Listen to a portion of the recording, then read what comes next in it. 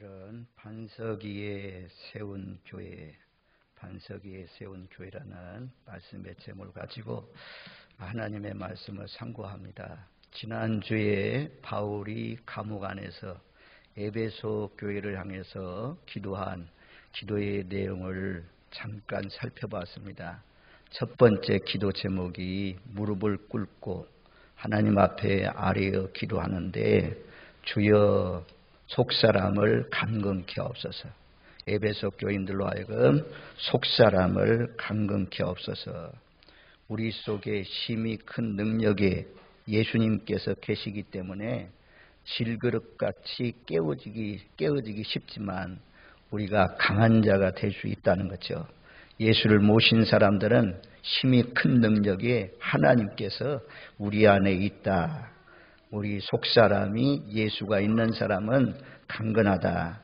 그래서 고린도후서 4장 7절로 11절 말씀으로 해서 중점적으로 말씀을 드렸습니다. 고린도후서 4장 7절 말씀, 심히 큰 능력의 예수님께서, 하나님께서 우리 마음속에 계시다. 보배이신 예수님이 계시다. 그러게 되면 이 사다바커라고 하거든요. 사다바커, 이걸 잊어버리지 마세요. 사다바커, 이게 뭐냐? 사는 사방으로 우겨싸움을 당해도 쌓이지 않는다 라는 말씀이거든요.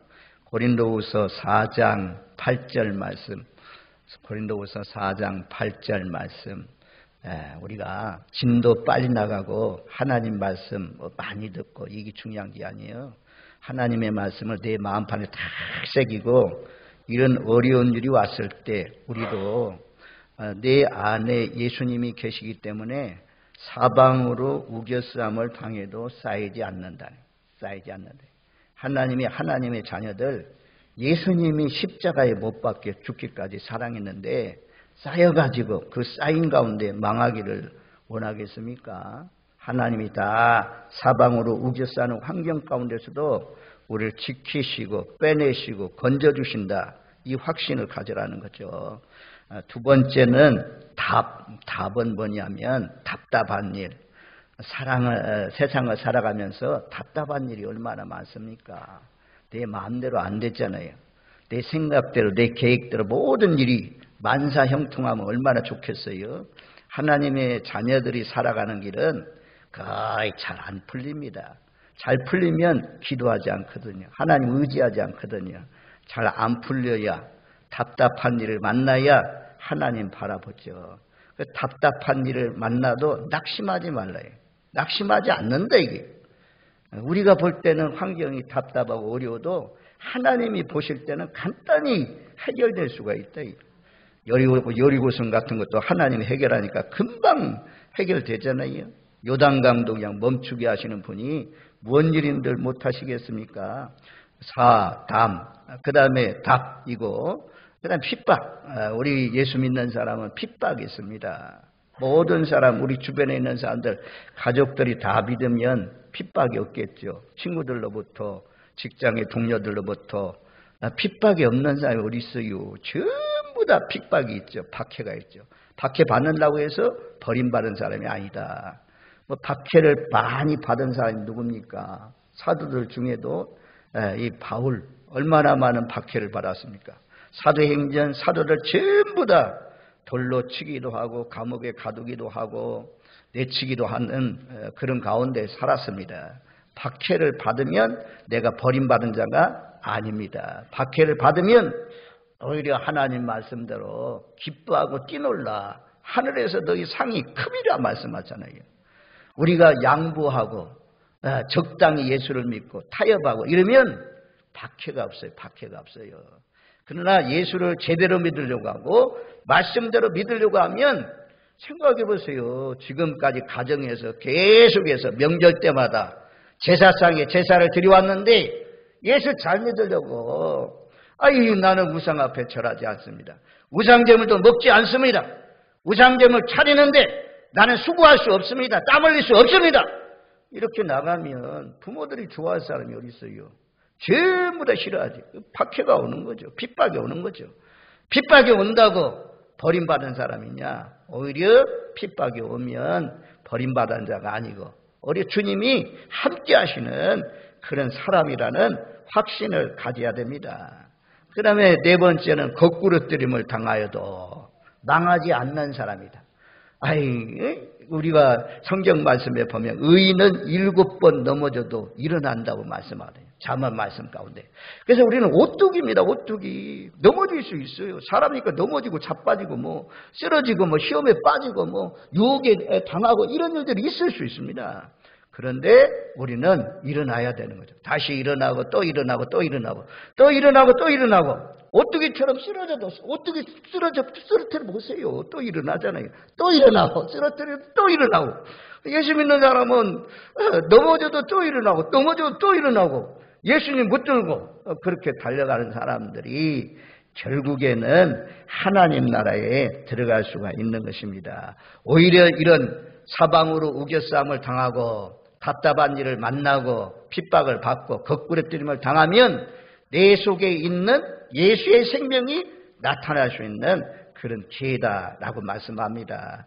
우리 살아가면서 인생의 이런 네 가지 사방으로 우겨싸는 일들, 답답한 일들, 박해받는 일들, 거꾸러뜨림을 당하는 이런 일을 만나도 내 속 안에 있는 살아계신 예수님을 나타내 증거하시는 저와 여러분들이 되시기를 주님의 이름으로 축원드립니다.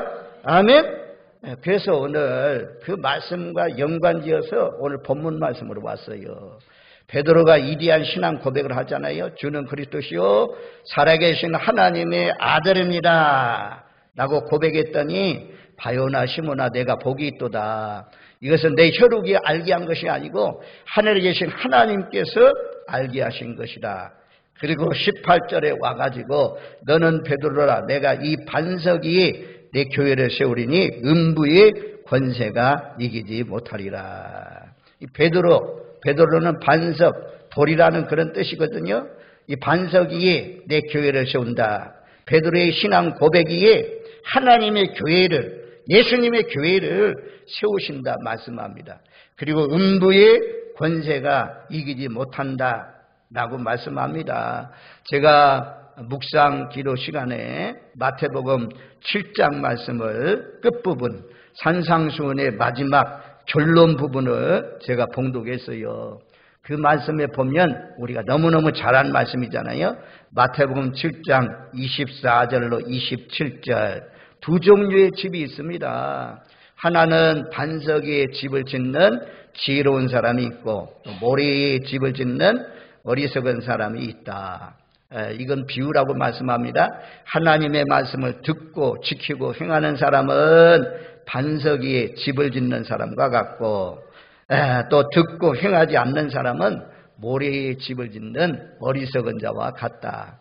반석 위에 집을 짓고 모래 위에 집을 짓는 집은 평상시에는 별로 차이가 없지만 그런데 25절 말씀에 보면 비가 내리고 창수가 나고 바람이 불어 그 집에 부딪히되 무너지지 아니하나니 이는 주초를 반석 위에 놓은 까닭이요.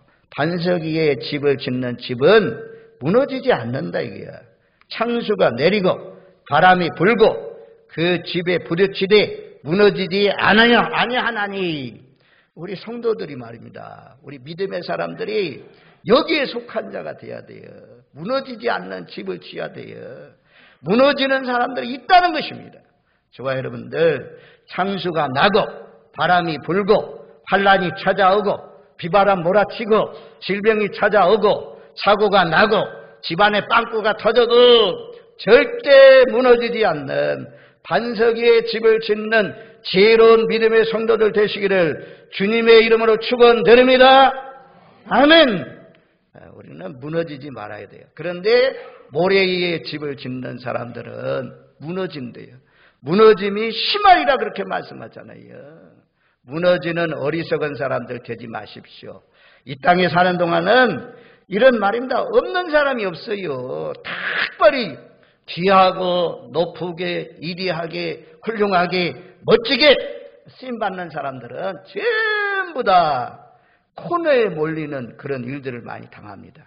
저는 이번 부흥 강사님을 통해서 제가 겪는 고난과 제가 겪는 시험과는 상대가 되질 않는구나. 그러니 하나님께서 그 큰 교회, 그 서해안 쪽에 그쪽 지역에 가면 그 교회가 말이야 가장 큰 교회로 우뚝 언덕 위에 서 있는 것을 우리가 볼 수가 있어요. 우리 교회 성도들 가운데도 가신 분들이 많지만 때로는요 3년 동안 교회에서 사례를 안 받았대요. 사례를 안 받아.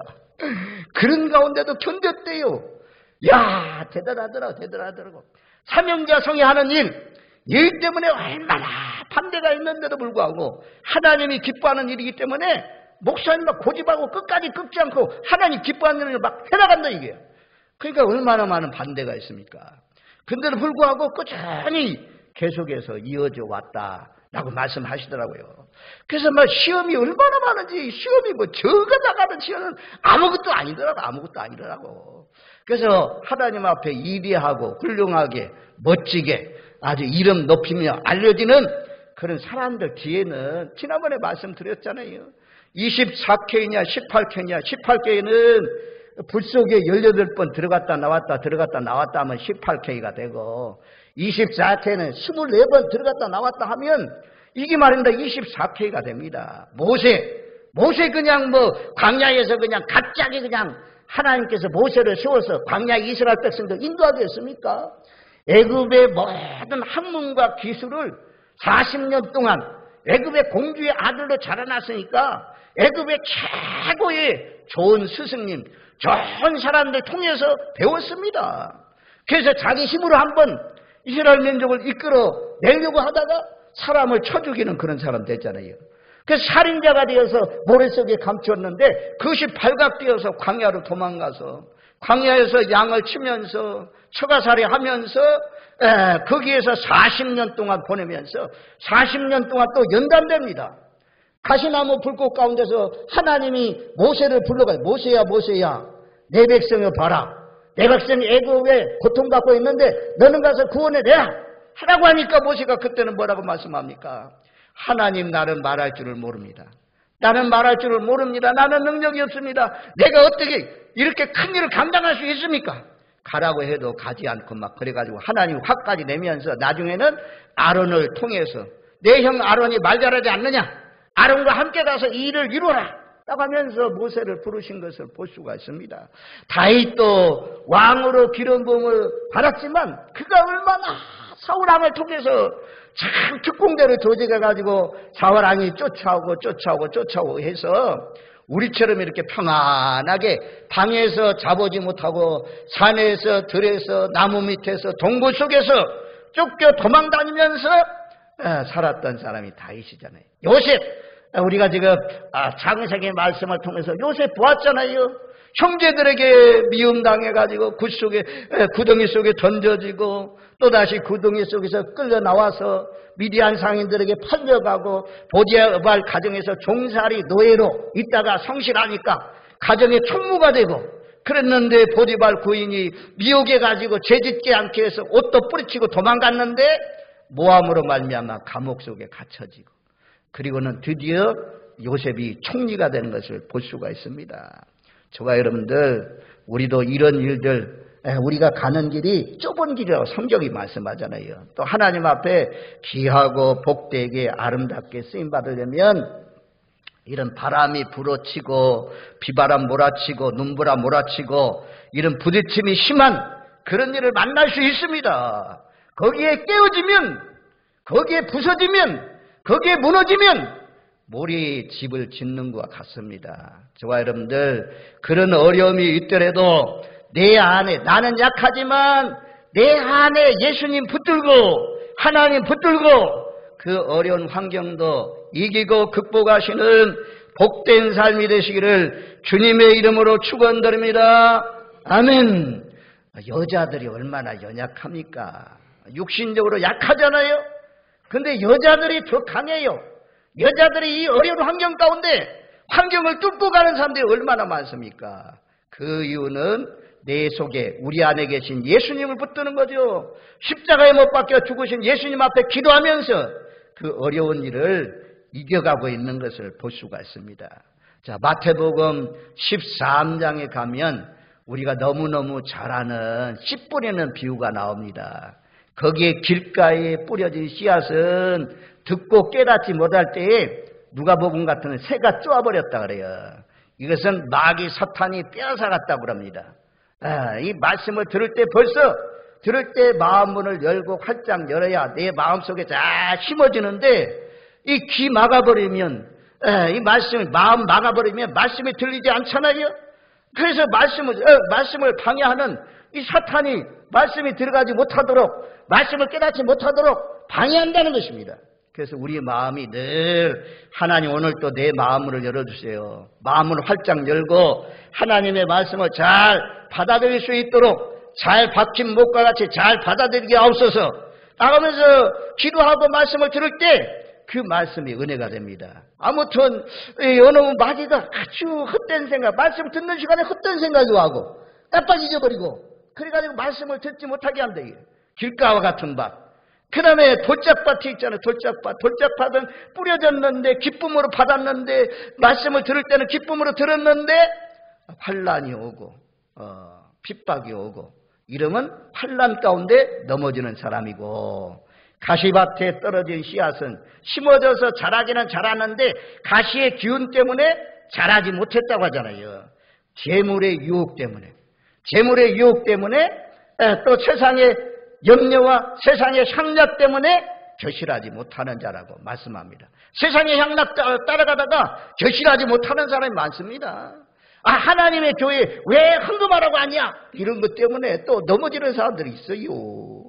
어쨌든 이런 재물의 유혹 때문에 넘어지는 사람들, 이런 사람들 많거든요. 좋은 밭은 듣고 깨달아 결실하는 자들인데 듣고 지켜 인내로 결실하는 자라. 인내로 결실하는 자. 어떤 어려움이 와도 환란이 있어도 고난이 있어도 끝까지 인내해서 기아이 내 속에 뿌려진 씨앗으로 말미암아 그 씨앗이 자라나고 잎이 피고 꽃이 피고 열매를 맺어서 30배, 60배, 100배 열매 맺는 복된 삶이 되시기를 주님의 이름으로 축원드립니다. 아멘. 그러려면 반석 같은 믿음이 돼야 돼요. 자, 예수님을 반석으로 성경은 표현해요. 고린도전서 10장 4절 말씀에 보면 광야의 이스라엘 백성들이 물을 마실 때 다 반석을 쳤더니 물이 나왔다고 하잖아요. 그 반석을 예수 그리스도라고 저렇게 말씀을 10장 4 고린도전서 10장 4절에 다 같은 신령한 음료를 마셨으니 이는 그들을 따르는 신령한 반석으로부터 마셨음에 그 반석은 그리스도라. 반석은 그리스도라. 반석은 예수님이잖아요. 자, 마태복음 오늘 이제 21장 42절 말씀을 우리 한번 같이 읽습니다. 예수께서 이르시되 너희가 성경의 건축자들이 버린 돌이 모퉁이의 머릿돌이 되었나니 이것은 주로 말미암아 된 것이요 우리 눈에 귀하도다 함을 읽어본 일이 없느냐. 이제 시편 118편에 나오는 말씀이에요. 하나님께서 버린 돌 같은 예수님을 모퉁이의 머릿돌이 되게 하셨다. 모퉁이 돌은 이제 이런 기둥에 세우는 돌들이잖아요. 그래서 그 기둥을 중심으로 해서 집이 이루어지는데 그 모퉁이 돌, 귀한 돌, 요긴한 돌 이런 돌을 말씀하는데 이 예수님을 상징하거든요. 그래서 예수님을 모퉁이 돌로 삼으면 우리의 삶이 무너지지 않고 아주 튼튼하고 견고한 집이 되는 거고, 그런데 44절 말씀에 보면, 자, 44절 말씀을 우리 같이 읽습니다. 이 돌 위에 떨어지는 자는 깨어지겠고 이 돌이 사람 위에 떨어지면 그를 가루로 만들어 흩어리라 하시니. 예수님이 떨어지는, 돌이 떨어지는 자는 깨어지겠고 돌 위에 내가 깨어진다. 돌에 부닥뜨리면 깨어지죠. 몸이 깨어지죠. 머리가 부닥뜨리면 머리가 깨어지죠. 아주 그냥 가슴이 부닥뜨리면 가슴이 깨어지죠. 갈비뼈가 부러지죠. 또 어떤 경우는 돌이 사람 위에 떨어지는 그런 경우가 있다. 그래서 그 돌이 가루를 만들어 흩어져 버린다. 그렇게 말씀해요. 그래서 우리는 예수님을 거역하고 거절하고 반대해서 이렇게 예수님의 돌 위에 부닥거리거나 예수님의 돌이 내게 떨어져서 아주 박살나는 그런 인생이 되면 안 됩니다. 이 말씀을 베드로 전서 2장 6절로 8절 말씀까지 보면 더 분명하게 드러나요. 예수를 믿는 것이 참 모퉁이 돌이, 예수님이 모퉁이 돌이 되게 믿어야죠. 예수님을 잘못 믿으면 부딪히는 돌과 걸려 넘어지게 하는 바위가 된다는 말씀이에요.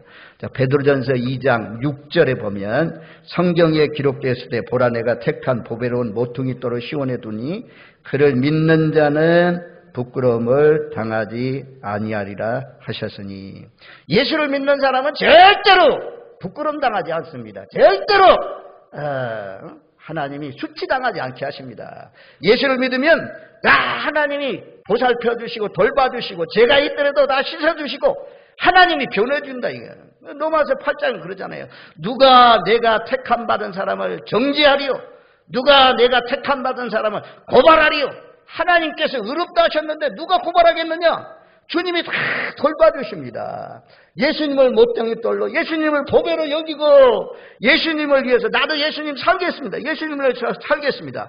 주를 위해서 시간도 드리고 몸도 드리고 정성도 드리고 내 물질도 드리면서 살아도 예수, 죽어도 예수, 예수님을 위해서 살겠습니다. 이렇게 살면 보배이신 예수님이 보배가 되어서 우리의 삶이 점점 어둠 속에서 빛 가운데 나게 하시고 저 천한 자가 올라가고 그래서 저 걸음점 위에 있는 자를 한나의 기도의 소리에 보면 왕이 주권자가 되도록 하나님께서 높이신 것을 볼 수가 있습니다. 저와 여러분들 예수님의 보배이신 모퉁이 돌로 섬기시는 복된 삶이 되시기를 주님의 이름으로 축원드립니다.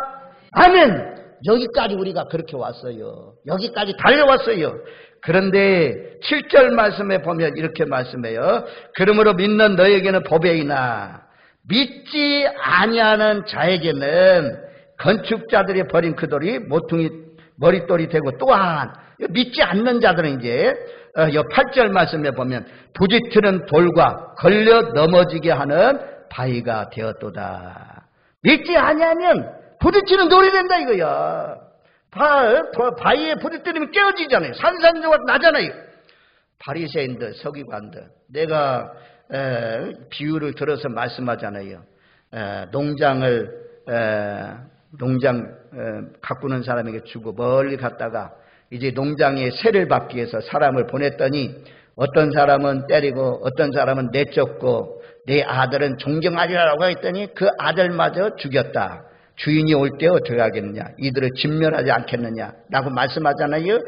그런 것처럼 여기 예수를 믿지 않는 사람들, 예수를 거역하고 반대하는 사람들, 이런 사람들은 부딪히는 돌과 걸려 넘어지게 하는 바위가 된다. 아니, 바위가 가는 길에 다 막고 있으면 치우기도 어렵잖아요. 그거 깨뜨리기도 힘들잖아요.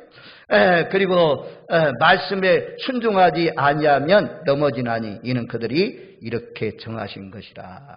두 종류가 있어요. 하나는 예수를 잘 믿어서 예수님이 모퉁이 돌, 보배돌이 된 사람이 있고, 하나는 예수를 잘못 믿어서 거역하고 말씀에 순종하지 않고 자기 고집대로 살아서 부딪히는 돌, 걸려 넘어지는 바위로 예수가 등장하는 그런 사람들이 있습니다.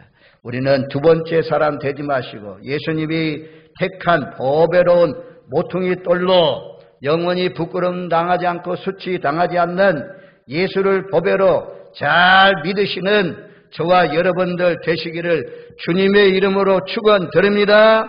아멘. 그래서 우리는 무너지지 않는 집을 지어야 돼요. 반석 위에 내 교회를 세우리니 음부의 권세가 이기지 못하리라. 여기서 이제 반석 위에 내 교회를 세우리니 그렇게 말씀하고 음부의 권세가 이기지 못하리라 라고 말씀합니다. 여기 오늘 본문의 13절로 돌아오면 가이사랴 빌립보라는 그런 빌립보 가이사랴가 있어요. 성지에 가이사랴라는 지역이 두 지역이 있거든요. 하나는 저 지중해 연안에 엘리야가 활동했던 그 지역에 가이사랴가 있습니다. 그리고 또 하나는 빌립보에 가이사랴가 있습니다. 여기는 헐몬산 밑에 거기에 이제 로마의 황제의 신전이 있고 이방인들이 살아서 아주 우상을 섬기는 그런 곳이고 황제를 아주 주인으로 생각하는 그런 지역입니다. 이런데 예수님께서 제자들에게 물었습니다. 사람들이 인자를 누구라 하느냐, 나를 누구라 하느냐라고 물었더니 14절 말씀해 보면 더러는 세례 요한, 더러는 엘리야, 어떤 이는 에레미야 선지자 중에 하나라고 합니다. 요한처럼, 세례 요한처럼 선지자의 역할을 하는 그런 사람으로, 또 엘리야는 말라기에 예수님이 오시기 전에 아주 엘리야가 오신다라는 말씀이 있는데 거기처럼 엘리야가 아니냐, 또 예수님도 예루살렘이 무너질 것을 알면서 눈물을 흘리면서 마지막 때에 대해서 예언한 것처럼 에레미야 같은 선지자가 아니냐라고 했습니다. 사람들의 그리스도에 대한 세상의 평가는 다양합니다. 예수 밖에 있는 사람들의 예수님에 대한 평가는 다양합니다. 이와 같이 세례 요한, 엘리야, 에레미야 선지자 중에 하나. 오늘날은 위대한 스승이다, 아주 탁월한 종교 지도자다, 시대의 성인 중에 성인 중에 성인이다. 그래서 성인 네 사람을 들잖아요. 공자, 석가, 소크라테스, 예수 4대 서인 중에 한 사람이다. 인류 역사상 가장 위대하고 훌륭한 인물이다. 가난한 자를 구제하고 병든 자를 치유하고 죽은 자를 살리고, 이런 위대한 분이 어딨냐. 예수님같이 아주 생명 중에 생명을 일으킨, 좋은 방향으로 혁명을 일으킨 이런 사람은 없다. 아무리 이렇게 예수님을 훌륭하게 평가를 해도 예수님을 바로 보는 것이 아닙니다. 육신적으로만 보는 거죠. 세상의 평가는 이렇게 다양합니다. 그런데 예수님 또 물었어요. 15절 말씀에 너희는 나를 누구라 하느냐. 그러면 너희는 나를 어떻게 생각하느냐.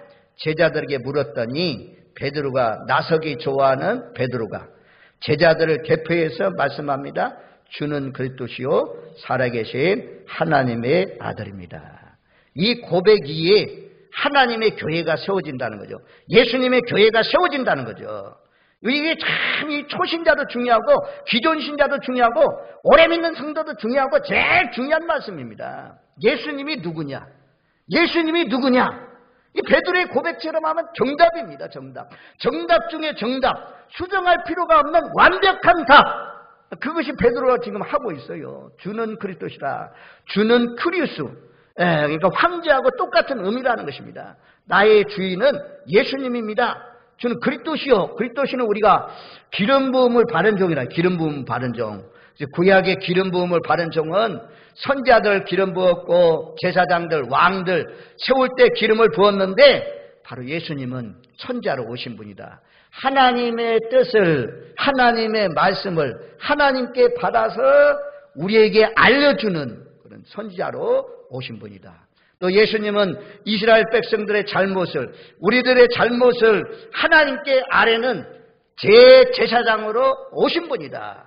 아론 후손의 대제사장의 그 가문을 이어가는 것이 아니라 별다른 한 대제사장, 멜기세덱의 반열을 쫓아서 영원한 제사장이 되신 분이 예수님이다, 그렇게 말씀하잖아요.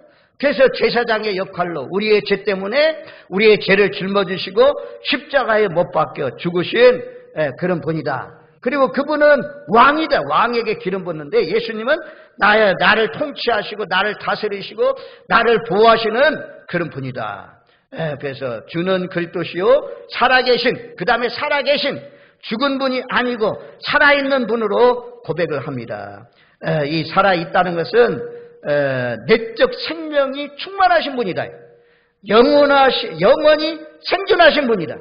과거도 현재도 앞으로도 영원토록 살아계시는, 살아 역사하시는 하나님의 아들입니다 라고 고백했습니다. 저와 여러분들, 우리가 믿는 하나님은, 예수님은 죽은 분이 아닙니다. 과거에도 살아계시고 현재에도 살아계시고 장차도 살아계시는 전능하신 하나님이신 줄로 믿습니다. 마지막 하나님의 아들이라는 것은 우리가 이 단어에 문자에 하나님이 있고 하나님은 아버지고 예수님은 아들이고 이런 것 같다 하는데 삼위일체라고 하잖아요. 예수님과 하나님은 동등이신 분입니다. 하나이신 분입니다. 살아계신 하나님이라는 그런 뜻입니다. 그래서 베드로가 주는 그리스도시요 살아계신 하나님의 아들입니다 라고 고백했습니다. 저와 여러분들, 예수님이 누굽니까? 예수님은 누구신가? 이런 찬양이 있는 것처럼 제일 중요한 것은 예수님을 바로 알아야 돼요. 그런 것처럼 여기 나오는 것처럼 주는 그리스도시요 살아계신 하나님의 아들입니다. 제가 한번 여쭈어보면 여러분들은 베드로의 고백처럼 주는 그리스도시요 살아계신 하나님의 아들로 나는 믿습니다. 이렇게 한번 고백해 보시길 바랍니다. 너희는 나를 누구라 하느냐?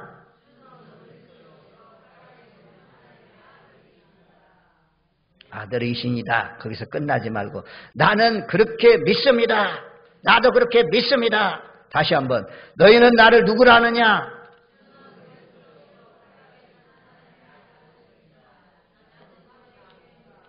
아멘? 개인적으로 믿어야 돼요. 개인적으로 믿고 받아들여야 돼요. 그 위에, 그 신앙 고백 위에 내가 내 교회를 세우리니 음부의 권세가 이기지 못한다. 반석 위에 무너지지 않는 내 교회, 내 교회. 여기 내 교회. 요것은 이제 내자가 나를 나타낼 때 내난 이고 또 하나님을 나타낼 때는 예수님을 나타낼 때는 이잖아요. 그래서 정확히 번역하면 내가 이 반석 위에 나의 교회를 세우리니 예수님이 교회요.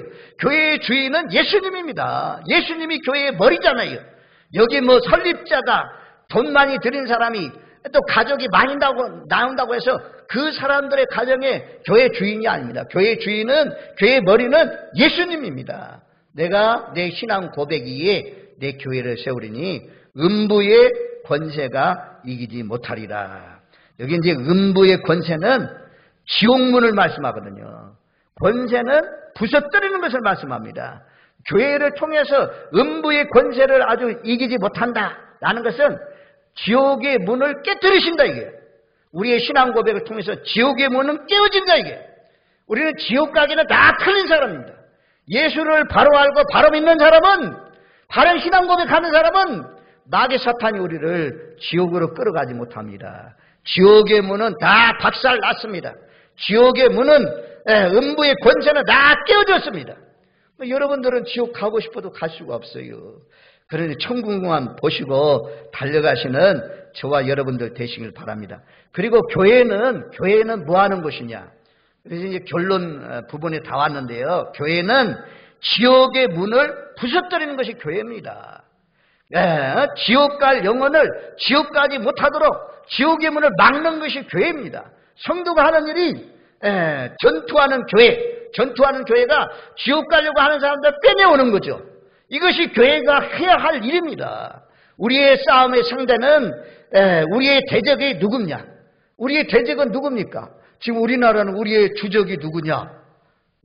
주적이 누구냐? 뭐 이런 말이 있더라고. 주적이 북한이냐? 아니면 중국이냐? 아니면 미국이냐? 일본이냐? 러시아냐? 우리의 주적, 우리 예수 믿는 사람의 주적은 사람이 아니죠. 사람이 아니죠. 우리의 주적은 그 속에 있는 영적인 권세를 가지고 있는 마귀 사탄이죠. 온 천하를 깨는 자, 밤낮 참수하는 넌, 붉은 용, 옛뱀, 요 음부의 권세를 가지고 있는 이 세상의 임금, 요것을 교회를 통해서 때려 쳐부순다 라고 말씀합니다. 우리 교회를 통해서 음부의 권세가 힘을 못 쓰도록 지옥의 문이 부서뜨려지고 지옥 갈 영혼들이 천국으로 들어가는 놀라우신 역사가 있기를 주님의 이름으로 축원드립니다. 그래서 그 다음 구절에 그렇게 말씀해요. 내가 천국 열쇠를 내게 주리니, 저와 여러분들은 천국 열쇠를 가지고 있어요. 이 천국 열쇠를 묶여두지 마세요. 나가서 예수를 전하세요.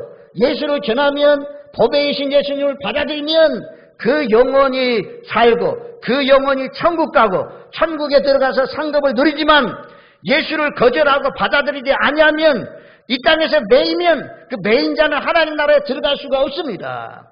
저와 여러분들이 나가서 복음을 전할 때 복음을 받아들이는 사람은 천국에 들어가기 때문에 우리에게 천국 열쇠를 가졌다고 그래요. 남은 여생을 살아가시는 동안 한 영혼이라도 더 내 가족을 제일 먼저 구원해 내야 되겠고, 내 친구들, 내 이웃 사람들 한 영혼이라도 더 구원해 내어서 천국의 문을 활짝 여시고 그 속으로 인도해 가시고, 여러분도 들어가시고 여러분들의 가족들도 친구들도 이웃들도 세계 만민을 그 속으로 인도해 가시는 복된 삶이 되시기를 주님의 이름으로 축원드립니다. 아멘. 오늘 설교의 결론입니다. 절대로 무너지지 마십시오. 깨어지지 마십시오. 어떤 어려움이 있더라도, 어떤 풍랑이 몰아쳐와도 반석에 집을 지어서 음부의 권세가 이기지 못하는 복된 믿음의 삶을 살아가시는 저와 여러분들 되시기를 주님의 이름으로 축원드립니다. 아멘.